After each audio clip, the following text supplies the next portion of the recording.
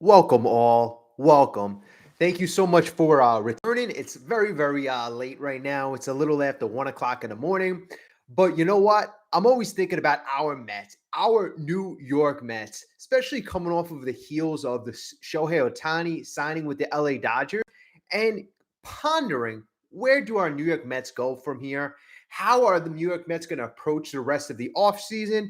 And based on Steve Cohen's proclamation in the summer and basically stating how he's going to be calculated and we're basically going to be opportunistic. I think that's going to really live true right now, especially with David Stearns, our basically brand new president in place.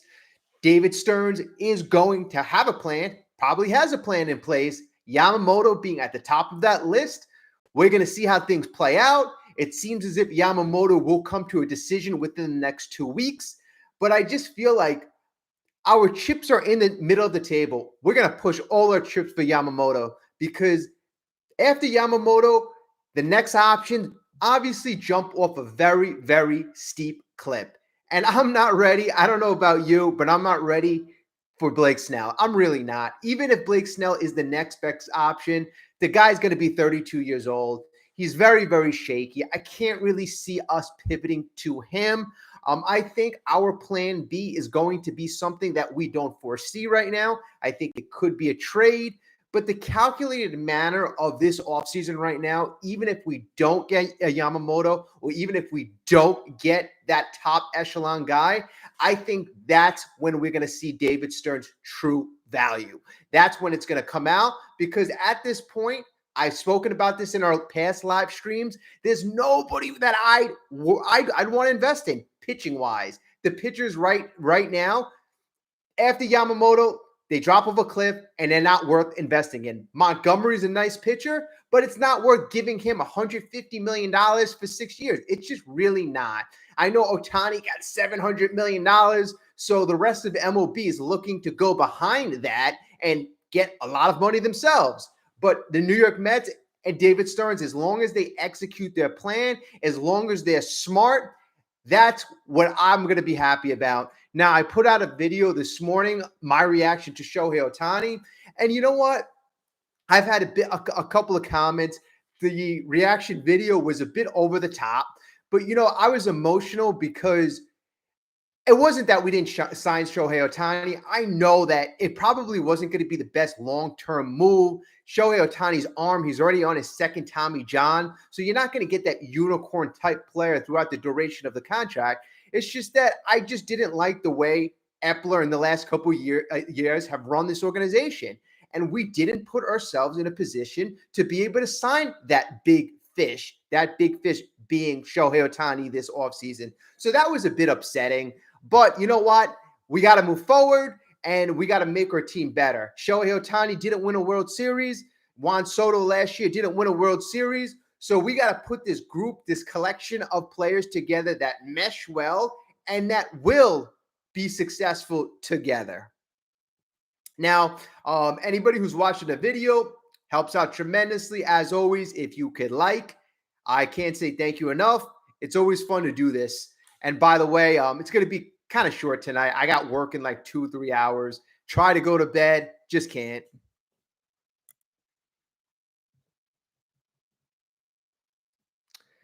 Hey, what's up, Tim? How's it going? Hopefully, you're having a good night. Um, yeah, I'm always amazed about like people because it's like me, like I'm always thinking about baseball 24/7. So that's pretty cool right now that we got a couple of people online right now thinking about our Mets, talking about our Mets. That's pretty cool. I mean, the latest news that was pretty good today was I saw the Francisco Alvarez. He wants to sign an extension. I mean, good for the kid. Hopefully, if David Stearns comes together with Stevie, I think it's actually a good thing. The only thing that I was thinking about it is I know other teams, especially the Braves, have signed their young guys and locked them up. The only different thing about Francisco, and I don't think it's going to be a problem because of his age, but they haven't really done these long-term lockups with catchers too often. You see it with other players, like obviously Acuna, he was locked up long term. Julio Rodriguez, he was locked up long term. But like I said, I don't think it's going to be a problem because Alvarez is only 21, 22. Maybe sign the guy to like a 9, 10 year contract, give the guy 20 mil a year, and there you go. You got your catcher for the next decade. I don't see too many downsides in that. Francisco bombed 25 home runs in his rookie year. I only see the kid getting better and better, and seeing the guy in his post offseason workouts, I know he's working hard. So that's good to see. And, I wouldn't mind seeing that.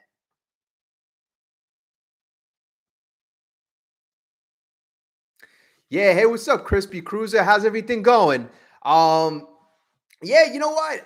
New York, I've lived in New York my whole life, so I can't say, I completely hate it. I just wanted to move to like a place where I liked a little more. But yeah, no, New York, where I was, I was in Bayside. I'm not sure where, a lot of folks are Bayside, Flushing area. My car literally like 2 consecutive years got broken into, and I lived in like a really good area, so things were getting a bit crazy. So we started looking for other places, and it turned out like the Florida was like a good move for us. But yeah, there's still a lot of people happy in New York.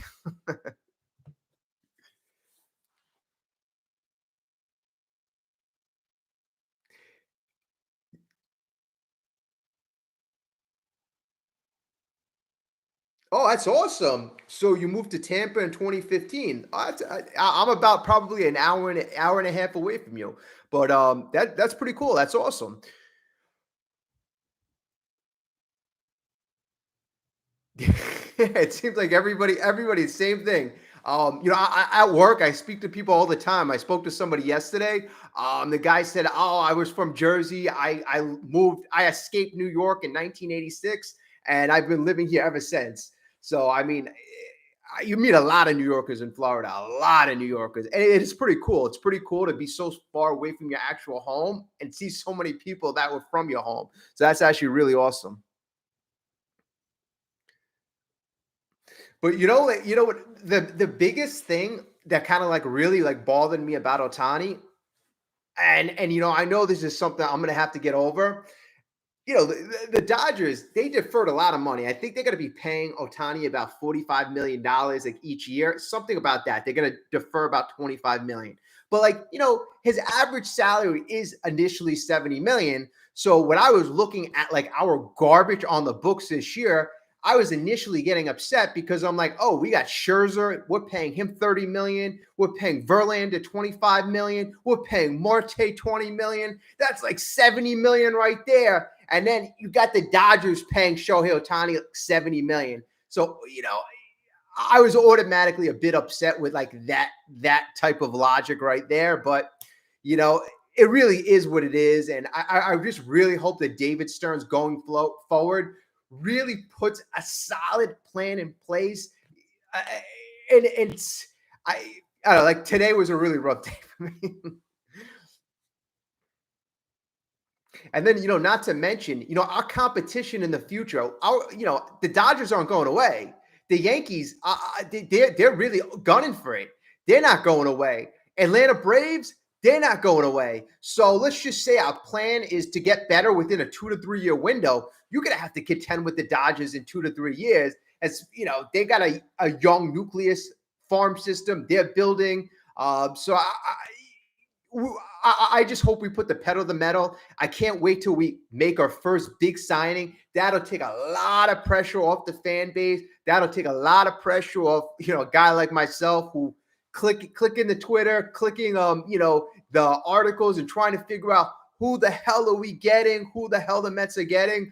But man, can't wait. I cannot wait. And I hope and I pray that it's Yamamoto, because beyond that, we are going to have to do a total kind of 360, make some type of trade, develop these, middling type of relievers or pitchers that we brought in, because it's just not going to be pretty if Yamamoto goes to the Yankees or Yamamoto goes to the Dodgers. I'm telling you that right now. It is not going to be pretty if you're a Mets fan.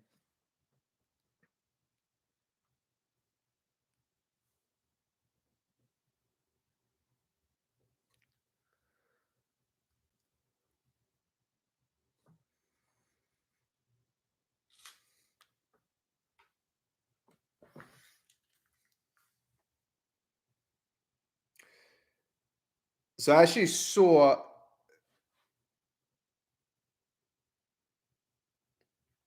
a couple interesting articles today, and I'm not even sure why this was an article today.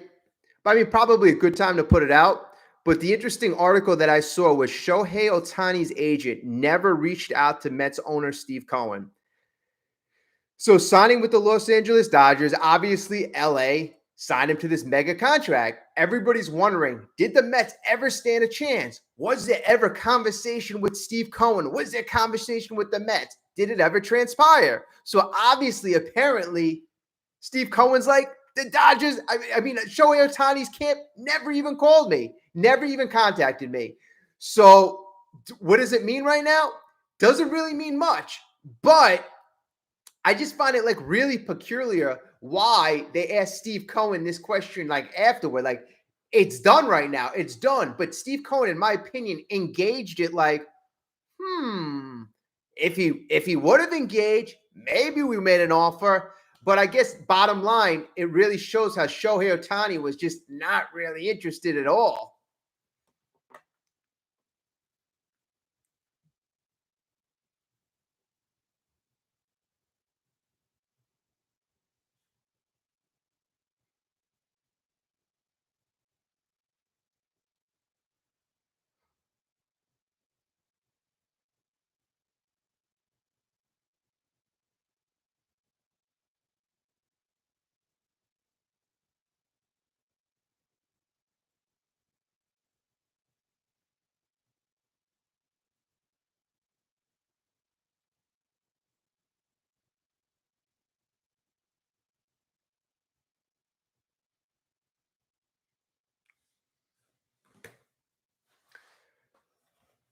And then another big thing, and I'm going to make this proclamation right now.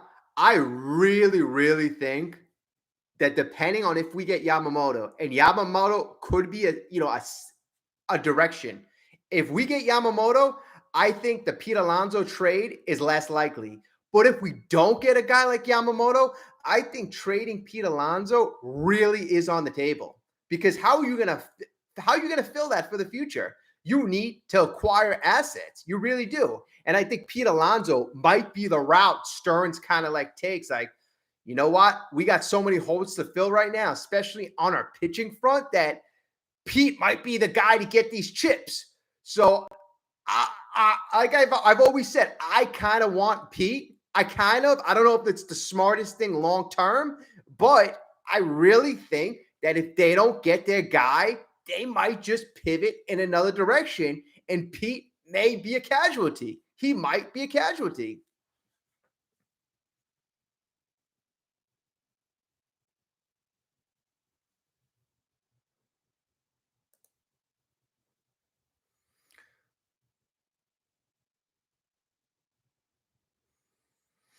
All right, now here's the thing, and and this is going to be like major news. Um, Obviously, Shohei Otani's contract is going to affect everybody else. It is going to affect everybody. I'm interested to see how the rest of the offseason is going to go. Are people going to be getting crazy contracts throughout? Is it just going to be the top of the free agent class like Blake Snell? Are they going to be getting crazy contract? Or is the whole free agency? Is JD Martinez going to be getting a crazy contract? Is everybody going to be getting a crazy contract? I am just so curious how this Shohei Otani $700 million contract affects the whole landscape. It might. Now, if it affects the landscape this year, how will it affect the landscape next year with a guy like Soto, right? Will Soto now be looking to get or ask for over 600 mil? Will he? And I kind of think with Shohei Otani getting $700 million, knowing that his pitching arm has two Tommy Johns, I think there's no doubt about it, especially that Soto turned down $450 million. Yankees, if they want to retain him, they're going to have to pay $600 million. I think that's the case right now. I really do. So if you ask yourself, what is the likelihood that a team is going to be able to sign a Soto who could sign like a 10 to 12-year contract? I think he's going to sign a 12-year contract plus, because you see all these guys like like, Mookie Betts, Trey Turner, Xander Bogaerts, Francisco Lindor. They're all signing contracts into their late 30s and even into their 40s. Aaron Judge. So even if Soto's 26 years old, he signs a 12-year deal. That's going to take him to 38, 39 years old, depending on, when he turns 26, 27. And that's going to probably cost the team $600 million. Do I think he's going to sign with the Yankees? I think once it gets to that $600 million mark, a team like the Yankees, who their payroll is already going to be over $300 million, I think they may be reluctant to go that way. The Dodgers, another competitor, I think they're going to they're going to bow out too, just because of the guys that they're going to pay at such a high pay rate. So which teams are really going to be left that can afford a Soto? Are the Blue Jays? Blue Jays were trying to get Guerrero. I'm not Guerrero. What am I talking about? They were trying to get an OHTANI. They're going to have to sign Guerrero soon. So it really depends on the competition. That's what it really is. Contracts only work or only go that high based on the competition. Yamamoto, you have 10 teams going after him. OHTANI, you had about 3 or 4 teams really aggressive. So next year's market and us determining if we're going to sign Soto depends on how many teams are interested at that high a salary. And I don't know what the appetite is going to be. We're in a whole new ballgame right now. The highest contract before this, I think it was like Mike Trout, $434 million of that type of echelon. And we have just blown that out of the water. We have blown it out of the water. Now, the deferring option where you could defer contracts, that makes it a little easier for teams to afford guys because then they can defer money after the guy's retired. So that may bring more suitors into the sweepstakes. And I kind of think that really does suck because that takes Cohen's ability of giving him a monster contract. That takes his little ability off. So now Cohen doesn't have that extra leeway that he normally would have just because teams now can defer salary. So for the Mets, I think it really hurts us because we're able to afford it. And now other teams are able to afford it because of the deferrals. So long story short, are we going to have the ability to sign Soto? Yes, we're going to have the ability. Do I think we're going to sign Soto? It just really depends on how many teams are involved because at this point right now, $600 million for Soto, I love the guy. I think he's going to be a Hall of Famer, but these contracts are getting ridiculous. They are getting really insane. Like, how do you build your ball club if you're giving this guy $50 million, this pitcher $40 million? Francisco Lindor's contract in 3-4 years, right now, $34 million is looking like a bargain. In 5 years, everybody, all middling players are going to be making $30 million. So, I give the Mets a bit of credit for making that deal, which looked like, a dumb deal in his first year. But now Francisco Lindor has made it at least worth it. But that's my long-winded answer on if we have the ability to sign a Juan Soto. Now, if I get into Pete Alonso, I think the signing of Pete Alonso really depends on a couple of things. The Mets, thus far, according to reports I was checking out today, haven't contacted Scott Boras about the polar bear. Really haven't reached out about an extension. And, do I think that's odd? Normally, I would think that's odd, but David Stearns is a new president. He's got a lot of things on the table. He hired a lot of front office people, and there's a lot of things going on right now. Obviously, we have no pitching. We have a lot of holes in the outfield, and there's a lot of different things that take precedence. The guy's not a free agent until next year, so I don't really take it that, hey, we don't want him. I take it that, we have priorities that take precedence over signing Pete to a long-term contract, considering we already have him. But will we sign him next year? That's going to be the thing. And I think the moves right now could precipitate us signing Pete. If we don't get a Yamamoto, if we have a bad year, if there could be a whole bunch of different factors that cause us to trade Pete. What if we don't get Yamamoto? We fill in the rest of the roster gaps with just players who aren't that good, and our team repeats last year's performance. We don't build on the young guys obviously need time. I don't know if we're going to bring the young guys up right away. I don't think it's going to happen. I think we're just going to see how the season plays out. And if the season doesn't play out or go in the direction where I want it to go or we want it to go, Pete, unfortunately, might be a casualty. So that's where it's hard to say. And if we do have a winning season and things do go well, I think Pete wants to stay here. That's the best thing. That's the best thing that the Mets have going for them, that it really appears like Pete Alonso wants to be a New York Met. So that's my long-winded answer on Pete Alonso. It really depends on how the season plays out. And also, it could also depend on how high Pete wants to get paid. You hear where he's looking at a contract of around $300 million. I mean, I love Pete, but $300 million for a guy who just hits home runs, that's a bit steep as well.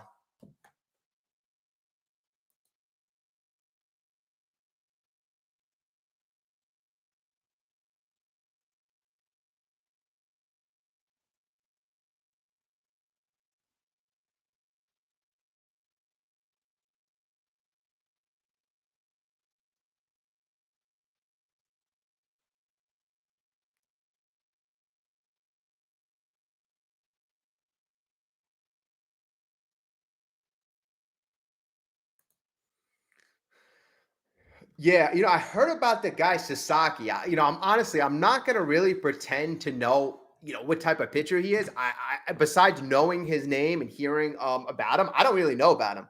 But if he's like a viable option, and I'm seeing Alan, you're writing how the team won't post him, which I guess what are you going to do if the team doesn't post him? If he's not posted, it doesn't seem like he's an option for major league teams. But if he's going to be a viable option for the future, I would definitely advocate looking elsewhere, especially considering the free agent pitchers. Really, in my estimation, they suck. They're not good after Yamamoto, and I feel like you're throwing money into a black hole if you decide to sign one of these players, especially in this market. This market is going to be crazy because of Shohei Ohtani. A lot of teams have a lot of money left over right now. They were saving for this year. It's kind of like LeBron James when he was a free agent 10 years ago. So many teams took 2 or 3 years to clear the caps. And then when LeBron James signed with the Miami Heat, the Knicks had a lot of money. A bunch of other teams had a lot of money, and they filled their roster with not LeBron James or Shohei Ohtani caliber players. They were just good players, but they were players that didn't deserve that type of money. And that's why I want to make sure the Mets, they don't make that type of mistake. They don't give, Jordan Montgomery a nice pitcher, a $200 million contract, a Blake Snell, a very shaky, good pitcher, but at my estimation, a shaky pitcher, $200 million. So I just want to make sure that we make smart decisions. And I think David Stearns is not a Billy Epler. He's really not. Billy Epler was a guy that I felt had to get lucky to be successful. David Stearns is a guy that I think is very smart baseball-wise. He's very analytical. I think he's a guy that actually knows what he's doing. He has a plan. He knows how to put that plan in place, and he knows how to execute. He doesn't need to get lucky. Does it help? Yeah, it helps. And when executives get lucky with trades, when they discover young talent, that always helps out. When you draft players, in this 3rd, 4th, 5th, 6th, 7th rounds, a lot of times you take a shot. Sometimes you need that extra luck. So that always helps out. But I don't think in the case of David Stearns, he's going to necessarily need that luck to succeed. We actually have a baseball man who knows what he's doing. So that's what we have going for us.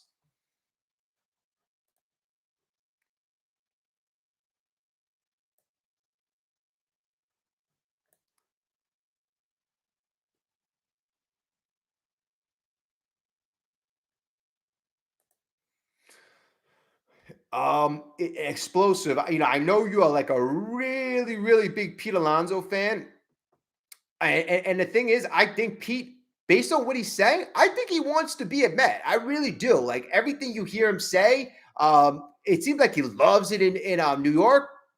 And based on the fact that he had Scott Boras initiate a conversation with David Stearns in the New York Mets, Scott Boras doesn't do that. Like I've said with Juan Soto, Scott Boras is notorious notorious for saying, guys, we're not going to talk to the ball club. Wait until you're a free agent because you're not negotiating with the one team. You're negotiating with all 30 teams or however many teams are in MLB these days.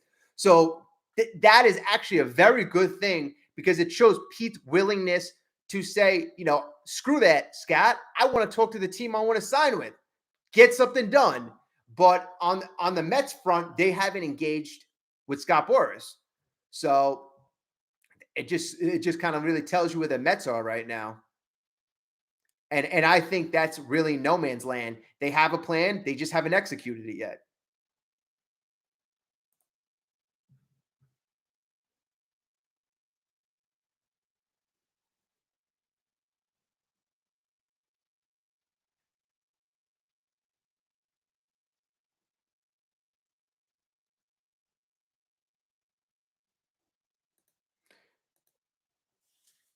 Oh, game. This is an interesting comment. So you're right. If you join the We Should Trade Pete bandwagon, me subscribing to your channel might be a casualty. Just saying. All right. Obviously, I would hate to lose anybody, but this is an opinion channel. And I've said in the past, would I love to sign Pete? Yes. But if it's a trade out there that'll make maybe 3-4 positions on our team better, then it might be an option that you would be wise to look at. And I trust David Stearns. If he says that trading Pete Alonso is the way to go, then I have to have confidence in a guy who's been successful. I mean, that's just, it is what it is. That's more of a David Stearns thing. Hey, what's up, Juan? Yeah, you're right. Dodgers are going to regret signing Shohei to that contract. And you know what? In a couple of years, they very well. But, and I was talking with a buddy. If the Dodgers, let's just say they win 1 or 2 World Series and they make the playoffs 7 times and they make $500 million off of marketing dollars and they make all this money on concession stands, tickets, jerseys, merchandise, and stuff like that, they're going to consider it a success. They are going to consider it a success, regardless of if Shohei Ohtani is successful throughout or lasts throughout the duration of the contract. Forget about if he lasts. If they win 1 or 2 World Series, they make the playoffs a bunch of times, and they make this money off of marketing dollars, it's clearly a success because it's a business deal. It is a business deal.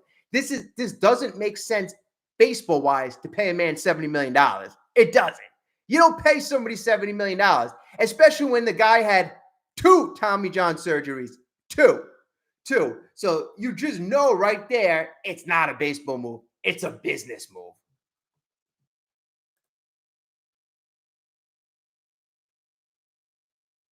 And Juan, another good point. The contracts are getting crazy. They are getting insane right now. And I have this in the back of my head, and I don't know if this is necessarily true, but it seems like ever since Steve Cohen came into the league 3 or 4 years ago, everybody's getting over $300 million. Now you got Shohei Ohtani getting over $700 million. It's like they're saying, you know what? We know Steve Cohen's in the league. If we don't bid or give these contracts out at a ridiculous margin, maybe he jumps in. Steve Cohen jumps in. So I don't know. That's just a crazy thought I have because in recent history, you are absolutely right. These contracts are just getting nuts.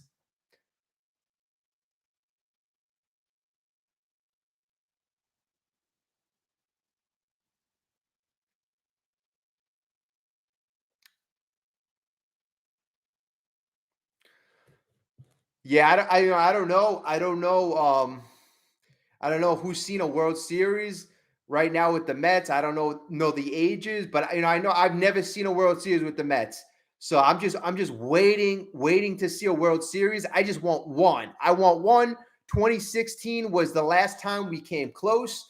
Of course, we played the Royals and it didn't work out for us. And the Royals, like looking back at it, it seemed like they were an organization, a team where we could have beat if things went right. So right now, going forward, we're going to have to compete with a lot of organizations who are doing things right. Like I said in the beginning of this video, you're going to have to deal with the likes of the Dodgers for the next decade. You're going to have to deal with the Braves. You're going to have to deal with the Yankees, who seem like, they're getting their crap together. And then you got all the good young organizations coming up. Toronto, they're always competitive. Baltimore's coming up right now. They have a number one farm system. Plus, they won a whole crap load of games last year. Arizona's, they're a good young organization. Phillies, they're always competitive. It just seems like there's so many teams out there, and we have to just be that much better right now.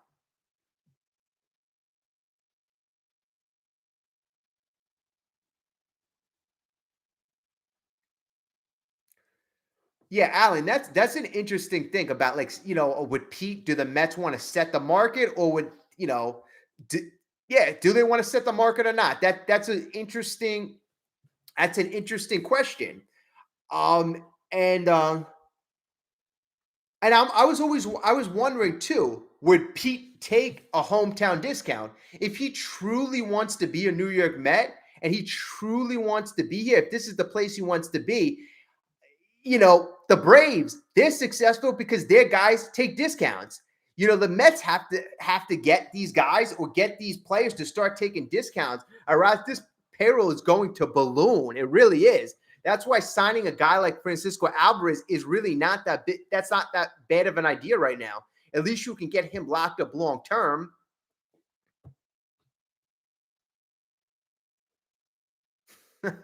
No, that's funny. Yeah, you so okay. Yeah, so that's long ago. Yeah, you're right. Even the fans who saw the Mets win the World Series in '86, that was so damn long ago. It's about time. We have to put ourselves in a position where we're going to be competitive. And last year was extra frustrating because if you think about it, we spent almost $400 million with the expanded playoffs, and we still didn't even sniff the playoffs. If you think about that, and we told you we're going to expand the playoffs and we're going to give your team $360 million, like, all of us in here, I'm pretty sure we'd be like, yeah, we're definitely going to make the playoffs. So last year was a colossal, colossal failure.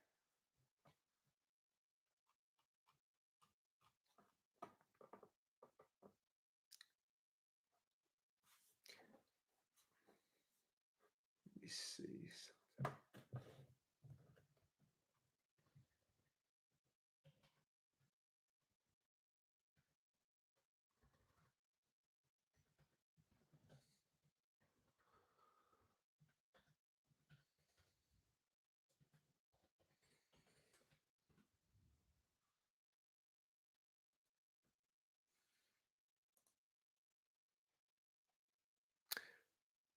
Yeah, so I'm looking up about Sasaki.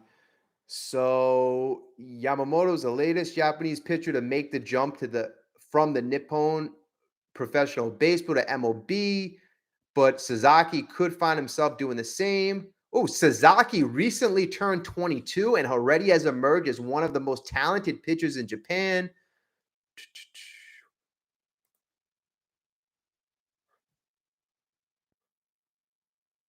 Okay. All right. So what's today? So Sasaki apparently requested to be posted the other day, and the deadline for players to be posted this offseason is December 15th, which makes a move unlikely. But I mean, there's still a chance. Professional experts are saying it's more likely for him to be posted next season.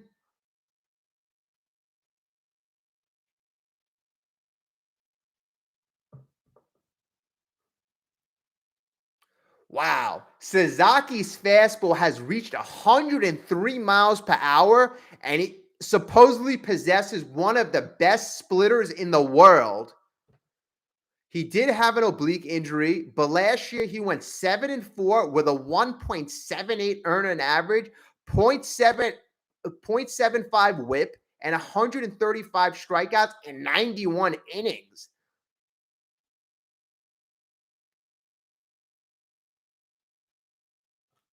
All right, that's interesting. That's interesting. I mean, If you're Sasaki, why not want to be posted now?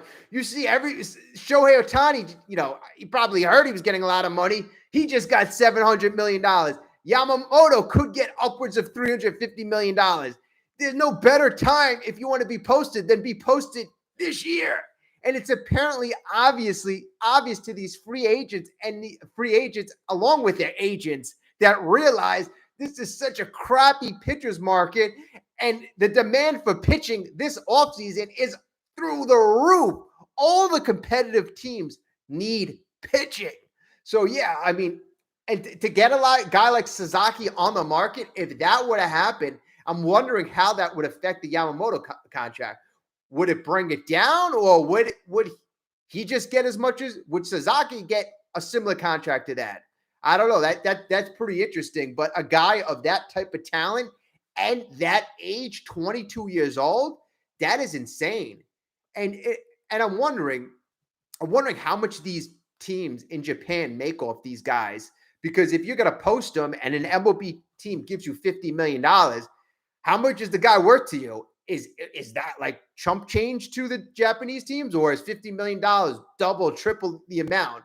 I would have to guess it's a good amount for a lot of these teams to post all these great players like Yamamoto and whatnot. But then again, I don't really know too much about the Japanese leagues.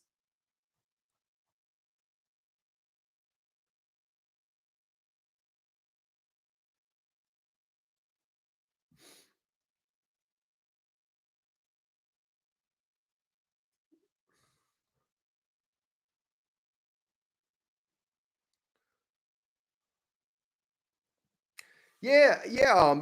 You guys, game one, you make some decent points. Like that's what people have been saying. Like the ball's different, the game's different, but like really, how much different can it be? Like if the ball was different, like does that make you pitch better? Does that make you have more movement on the ball? I mean, I could see it affecting the batters more if the ball is, like in 2019, they used a different ball and everybody in the mother were hitting like 20 home runs. Pete was, hit a bunch of home runs that year. So I could see how it affect you in a negative way if you're a pitcher, but in a positive way, does the ball act nastier? I don't know. That's interesting. Yeah, Juan, the guy, literally, the article just said that he throws upwards of 103 miles per hour. 103. This guy's a fireball fireball.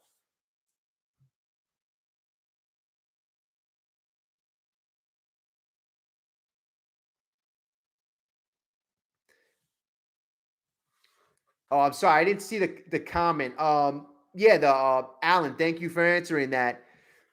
Jung-Hoo Lee, yep, he's a center fielder. He's from Korea. I believe he's 24 years old. Supposedly, the guy's got a career 340 batting average, 340 batting average, and he's been playing since he was 17 years old. So he played in 8 career professional seasons, and he's got a 340 batting average. Last year, I think he batted 349. He hit 24 home runs, won the MVP in Korea. And I don't know what the difference is, but I do know the guy looks like he can hit. Some people wake up and they're born to hit. It looks like this kid was born to hit, and he's supposedly a defensive stud as well. So if it's a guy the Mets want to take a flyer on, he's not a lot of money, I take a shot on him. It's just that some of these guys, especially when they come from Korea and in their hitters, what's the guy from the Padres? He's taken, they take a couple years to adjust. I think Sam Kim, it's he's been developing over the last couple years, but I don't know if you could wait for Lee to develop or get it adjusted to MLB pitching. You might want a guy who's right there right now. Maybe you'd rather but then again, like if you're not ready to win, why would waiting matter? But maybe a Teoscar Hernandez might just be more of a guarantee. And he provides a lot more power. The Mets need that power. The Mets need to fulfill that fifth hole. I keep saying the fifth hole, protection in the lineup is key. Protection is definitely key.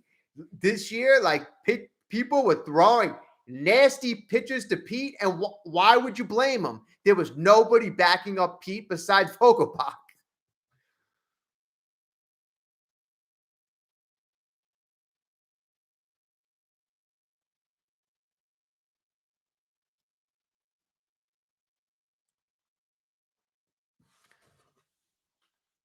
Yeah, everybody I think wants Yamamoto. There's like really no doubt. That's why I'm kind of really interested to see how high this bidding is going, and like how this is also really, if you think about it, the first guy that Steve Cohen. Like I know Steve Cohen really wants it. We know Steve Cohen really wants this man. He literally traveled across the world to talk to him. So this is the first guy that we really know that Steve Cohen wants. Is he going to get his guy? Is he going to get his guy? This would be the first guy Steve Cohen lost. Um, there were other guys we lost, but I never really felt that we wanted a George Springer. Carlos Correa had things with the medical issue. Trevor Bauer a couple of years ago, we didn't want to go that extra mile. This would be the first guy. So I'm really kind of interested to see if we lose him, because give Steve Cohen credit. Him, Alex Cohen, they have been good at courting free agents that they want. Max Scherzer, Justin Verlander, getting Francisco Lindor to sign that long-term contract. So I have to see them fail before like I lose confidence. Like I do have confidence in their approach. And a lot of people have been like, messaging me, and I find this, a bit interesting. Like, are we going down like the Wilpon approach? Sandy Alderson seems like David Stearns is just signing middling relievers, backup outfielders, and stuff like that. And I think that couldn't be further from the truth, because as we spoke about in our last couple of videos, you're going to see this market explode, especially after Yamamoto signs. I think there might be a couple signings before that, but this market is going to completely explode. And these relievers, hopefully one or two of them hits. Seems like we're getting them at Costco, we're getting them at BJ's, we're getting them in bulk. If one or two of them turn out, I think it'll be a good couple of flurry of moves.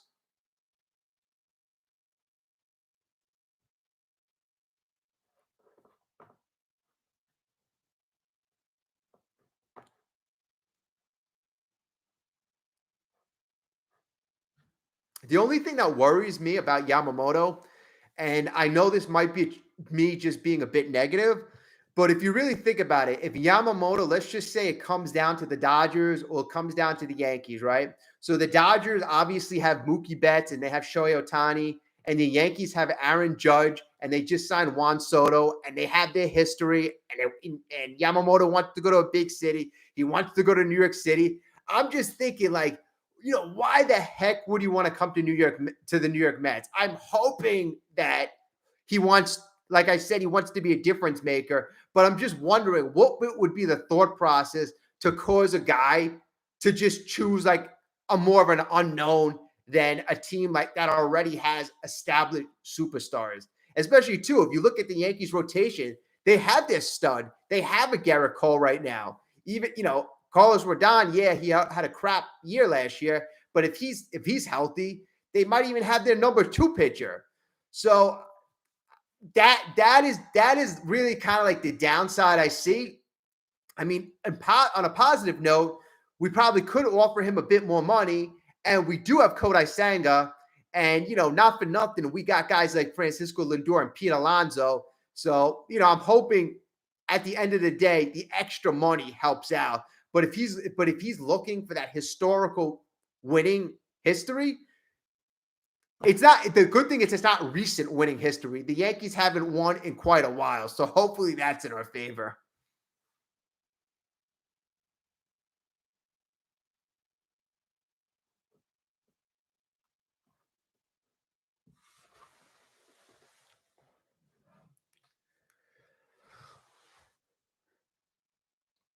You know, I don't know if everyone's feeling this. Like in this last week, me, like as a Met fan, I'm really like down. I'm really down because I was maybe I was a stupid Met fan, but I was really expecting us to do a lot more. I was really expecting us to come out and like really shock the world. You know, maybe do some type of like odd structured contract, get Shohei Ohtani, pay him maybe $100 million a year for 5 years, sign him. He's going to be productive for those 5 years. conduct some type of trade. I don't know. I know, like, it's just in the beginning of the offseason right now, but that's just how I'm feeling right now. I'm not feeling the most confident. I don't know. Hopefully everybody else is feeling a lot more confident than me.